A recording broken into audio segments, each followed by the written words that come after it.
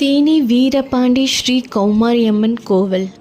கோவில் பெயர் மற்றும் இடம் தேனி மாவட்டம் வீரபாண்டியில் அமைந்துள்ள புகழ்பெற்ற ஸ்ரீ கௌமாரியம்மன் கோவில். அம்மன் பெருமை: நோய்கள் நீங்க, குடும்ப நலம், மழை வளம் கிடைக்க அருள் புரியும் சக்தி வாய்ந்த அம்மன். வரலாற்று சிறப்பு: பாண்டிய மன்னன் வீரபாண்டி கட்டியதாக நம்பப்படும் சுயம்பு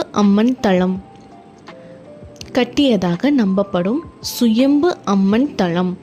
மக்கள் நம்பிக்கை: நேர்த்திக்கடன் வேண்டுதல் நிறைவேறும் என நம்பி பல மாவட்டங்களிலிருந்து பக்தர்கள் வருகை.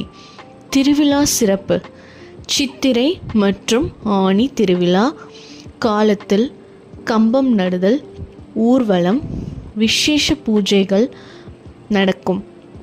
வழிபாடு முறைகள்: மாவிளக்கு, அக்னி சட்டி, பால்குடம், வேப்பிலை அலங்காரம் போன்ற நேர்த்திகள். கோவில் சூழல்: பக்தி, பாரம்பரியம், மக்கள் கூட்டம் நிறைந்த ஆன்மீக தலம். முடிவு வாசகம்: தேனி மாரியம்மன் அருள் அனைவருக்கும் கிடைக்கட்டும். Hello guys, welcome to my channel daily diary with அக்கி.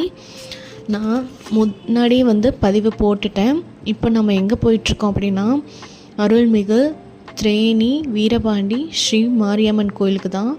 இந்த அம்மனோட சிறப்பு என்னென்னா, அம்மன் உருவான வரலாறு என்னென்னா, மாரியம்மன் என்பது மக்கள் துயரங்களை நீக்க உருவான சக்தி வடிவம்.